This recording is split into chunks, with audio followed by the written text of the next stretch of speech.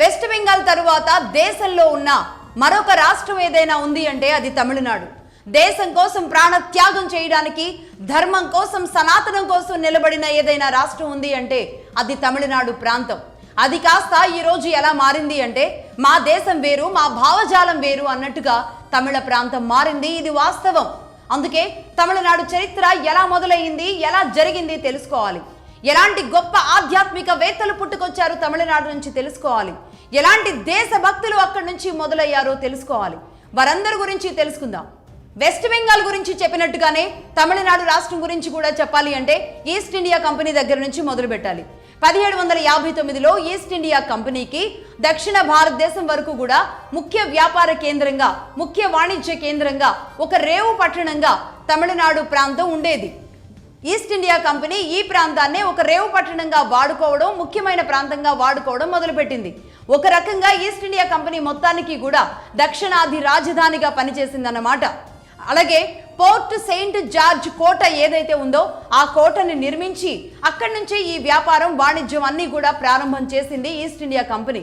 ఇక ఆ తరువాత దాన్ని అలాగే దక్షిణాది రాష్ట్రాలకు, అంటే దక్షిణాది రాష్ట్రాలు ఏవైతే ఉన్నాయో ఇటు తెలంగాణ, హైదరాబాద్ మినహాయిస్తే దక్షిణాది రాష్ట్రాలన్నింటికి ఏదైతే మద్రాసు ప్రెసిడెన్సీ ఉందో ఈ ప్రాంతం మొత్తానికి కూడా ఒక రాజధానిగా మారింది తమిళనాడు. తమిళనాడులోని చెన్నై రాజకీయ, సాంస్కృతిక, పరిపాలన, ఆర్థిక రాజధానిగా కొన్ని శతాబ్దాల పాటు చెన్నై నగరమే ఉంది ఈస్ట్ ఇండియా కంపెనీ అధికారంలో ఉన్నప్పుడు.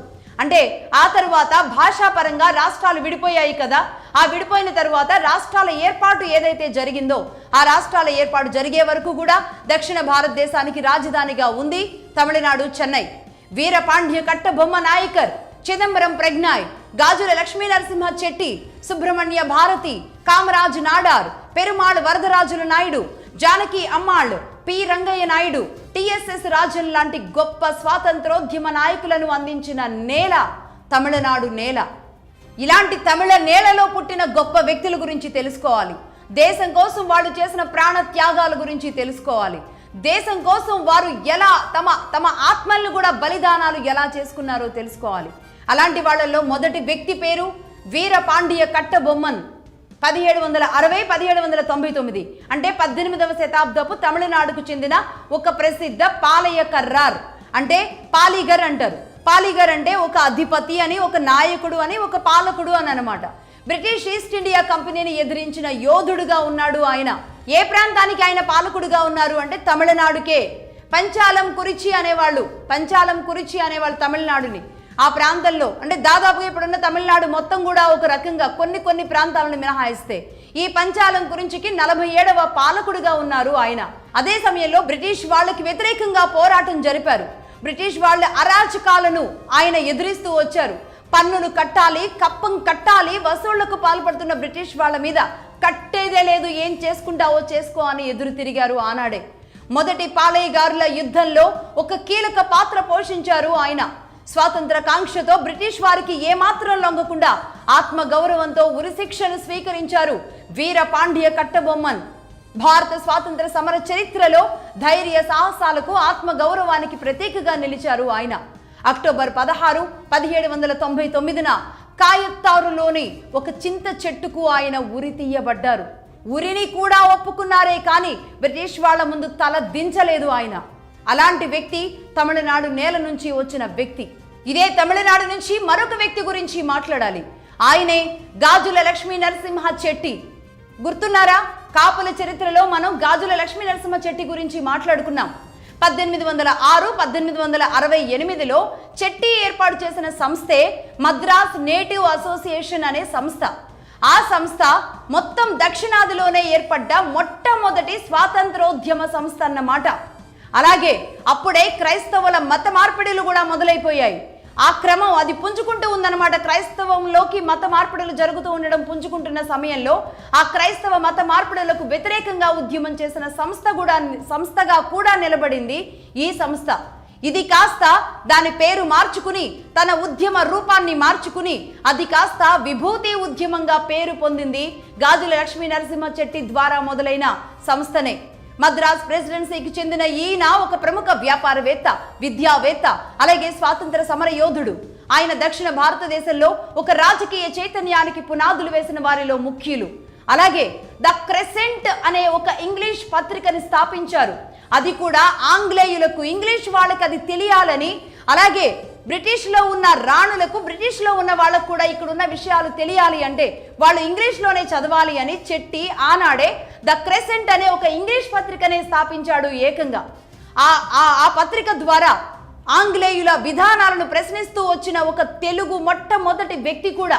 తమిళనాడు వ్యక్తి కదా, తెలుగు వ్యక్తి అని ఎందుకు అంటున్నాము అంటే ఆయన పుట్టింది మచిలీపట్నంలో. కాబట్టి తమిళనాడులో ఉన్న తెలుగు వ్యక్తిగా లక్ష్మీ నరసింహ చెట్టి గురించి మనం గర్వపడాలి. అలాగే చెట్టితో పాటుగా చక్రవర్తి రాజగోపాలాచారి లాంటి కాంగ్రెస్ నాయకులు, కామరాజు నాడార్ లాంటి దేశభక్తి కలిగిన కాంగ్రెస్ తొలి తరం తమిళనాడు నాయకులు తమిళనాడులో తమదైన ఒక జాతీయవాద ముద్రను వేయగలిగారు. బ్రిటిష్ వాళ్ళ నుంచి స్వాతంత్రం తెచ్చుకోవడానికి, మన దేశాన్ని మనమే పాలించుకోవడానికి వీరంతా చేసిన కృషి ఎంత చెప్పినా తక్కువే. అలాగే ఇదే తమిళనాడు నేల స్వాతంత్రోద్యమకారులను ఇవ్వడం మాత్రమే కాదు, ఆ తర్వాత గొప్ప గొప్ప మేధావులను అందించింది. ఆ తరువాత శైవం వైష్ణవం ఒక వెలుగు వెలిగిన నేల. శైవం వైష్ణవం రెండూ కూడా సమానంగా వెలిగిన నేల. ఆధ్యాత్మిక గురువులను అందించిన నేల కూడా తమిళనాడు. దాని గురించి చెప్పడానికి ముందుగా ఒక్కసారి ఇటు వెస్ట్ బెంగాల్ కానీ తమిళనాడు కానీ ఈ రెండు సారూప్యతల గురించి ఒకసారి మాట్లాడుకుందాం. ఈ రెండు ప్రాంతాల సారూప్యతలు అంటే ఈ రెండిటికి ఉన్న సిమిలారిటీస్ గురించి ఒకసారి మాట్లాడుకుందాం. తమిళనాడులో క్రిస్టియన్ మత మార్పిడులకు వ్యతిరేకంగా విభూతి ఉద్యమం జరిగితే వెస్ట్ బెంగాల్లో ఏం జరిగిందో తెలుసా? రామకృష్ణ పరమహంస, అరవింద్ ఘోష్ లాంటి వాళ్ళు తొలితరం హిందూ ఉద్యమాలను బెంగాల్లో నడిపించారన్నమాట. అంటే హిందూ ఉద్యమాలు ఆ స్థాయిలో జరిగాయి. తొలితరం స్వాతంత్రోద్యమానికి కూడా కలకత్తా ఉంటే, ఆ తర్వాత ఇటు దక్షిణాదిలో స్వాతంత్రోద్యమానికి చెన్నై నగరాలే కేంద్ర బిందువులు అయ్యాయి. అలాగే ఇంకొక విషయం తెలుసా? ఈ దేశానికి 8 నోబెల్ బహుమతులు వస్తే మొత్తం కూడా అటు వెస్ట్ బెంగాల్కి, ఆ తర్వాత తమిళనాడుకి వెళ్ళాయి తొలి దశలు. ఆ తర్వాత చాలా ఏళ్ల తర్వాత 1, 2 అలా మిగతా ప్రాంతాలకు కనబడ్డాయి. ఆ 8 నోబెల్ బహుమతులు ఏంటో చూద్దాం. ఒకటి వెస్ట్ బెంగాల్లో రవీంద్రనాథ్ ఠాగూర్, మదర్ తెరీసా, అమరత్న సేన్, అభిజిత్ ముఖర్జీ అందుకున్నారు. ఆ తర్వాత తమిళనాడు నుంచి సివి రామన్, సుబ్రహ్మణ్యన్, చంద్రశేఖర్ వెంకటరామన్, రామకృష్ణన్, ఇలా నలుగురికి 4 ప్రాంతాలకి, అంటే నలుగురు చొప్పున 2 ప్రాంతాలకి 8 నోబెల్ బహుమతులు ఈ 2 రాష్ట్రాలకి అందాయన్నమాట. ఈ 2 రాష్ట్రాలని వరించాయన్నమాట. అంటే దేశంలో ఏ రాష్ట్రం కూడా ఆ అదృష్టంలో నిలవలేకపోయింది ఆనాడు. ఎందుకంటే అలాంటి మహనీయులు నిజానికి వాళ్ళంతా అని చెప్పాలి. అలాంటి గొప్పవారు కాబట్టే నోబెల్ బహుమతులు 2 ప్రాంతాలకి, ఆ 2 రాష్ట్రాలకి దక్కాయి. అలాగే భారతరత్నాల గురించి కూడా తెలుసుకోవాలి. భారతరత్నాలుగా ఆ తొలినాళ్లలో ఎవరెవరు ఉన్నారో తెలుసా? ఇదే వెస్ట్ బెంగాల్, ఇదే తమిళనాడు ప్రాంతానికి చెందిన వాళ్ళు. వారి గురించి కూడా తెలుసుకుందాం. తమిళనాడు ప్రాంతంలో ఎవరెవరికి భారతరత్నాలు వచ్చాయో చూద్దాం. C Rajagopalachari, C Radhakrishnan, CV Raman, K Kamaraj, MG Ramachandran, APJ Abdul Kalam, అలాగే ఎంఎస్ సుబ్బలక్ష్మి, సి సుబ్రహ్మణ్యన్, వీరందరికీ భారతరత్నాలు వరించాయి తమిళనాడు నుంచి. అలాగే వెస్ట్ బెంగాల్లో భారతరత్నాలు అందుకున్న వాళ్ళు ఎవరు తెలుసా? మదర్ తెరీసా, సత్యజిత్ రే, అరుణ్ ఆసివాలి, బాదం చంద్రరాయ్ లాంటి వాళ్ళు భారతరత్నాలు అందుకున్నారు. భారతరత్నాల్ని అందించిన నేల వెస్ట్ బెంగాల్, అలాగే తమిళనాడు. అంటే ఈ 2 రాష్ట్రాలు హిందూ సాంస్కృతిక ఉద్యమానికి, భారత స్వాతంత్రోద్యమానికి ఊపిరి అందించినాయన్నమాట. బెంగాల్, తమిళనాడు రెండూ కూడా ఆ తర్వాత పూర్తి విరుద్ధమైన వైఖరులను తీసుకున్నాయి. ఎందుకు అలాంటి విరుద్ధ వైఖరులను తీసుకున్నాయో ఈనాటికి అర్థం కాదు. ఏ నేల అయితే, తమిళనాడు నేల గురించి చెబుతున్నాను, ఏ నేల అయితే ఆది గురువు శంకరాచార్యుడి సంస్కరణ ఉద్యమానికి, అలాగే సమతామూర్తి అయిన రామానుజుడి వైష్ణవానికి నడయాడిన నేలగా భాసిల్లిందో, ఆ నేలలో ఆ తరువాత చాలా సామ్రాజ్యం మొత్తం కూడా శైవత్వానికి పునాదిని వేసిందో, అదే నేలలో హిందూ వ్యతిరేక, భారత వ్యతిరేక ఉద్యమానికి కేంద్ర బిందువు అయింది. స్వాతంత్రోద్యమ సమయంలో పెరియార్ భావజాల స్ఫూర్తితో ఊపిరి పోసుకున్న ద్రవిడ ఆత్మ గౌరవ ఉద్యమం నుంచి మొదలు పెడితే బ్రాహ్మణ వ్యతిరేక ఉద్యమం కాస్త సనాతన వ్యతిరేక ఉద్యమంగా మారింది. హిందీ వ్యతిరేక ఉద్యమం కాస్త హిందూ వ్యతిరేక ఉద్యమంగా మారింది. ద్రవిడ ఆత్మ గౌరవం ఉద్యమం కాస్త ద్రవిడిస్తాన్ వేర్పాటు ఉద్యమంగా మారింది. మారి ఆ తరువాత దాని స్వరూప స్వభావాలన్నింటిలో కూడా మార్పు తెచ్చుకుంది. చివరికి ఏమైందయ్యా అంటే పెరియార్ వేసిన భావజాల పునాదుల పుణ్యమా అని తమిళ రాజకీయ నాయకత్వం మొత్తం కూడా ఢిల్లీకి వ్యతిరేకంగా, భారత్కు వ్యతిరేకంగా, సనాతన హిందూ సాంప్రదాయాలకు వ్యతిరేకంగా మాట్లాడడం వరకు మాత్రమే పరిమితం కాలేదు.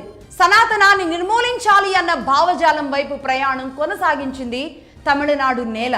అలాగే వెస్ట్ బెంగాల్ విషయానికి వస్తే హిందూ సమాజానికి దారి చూపించిన కల్కత్తా నక్సల్ బరీ ఉద్యమానికి కేంద్ర బిందువు అయింది వెస్ట్ బెంగాల్.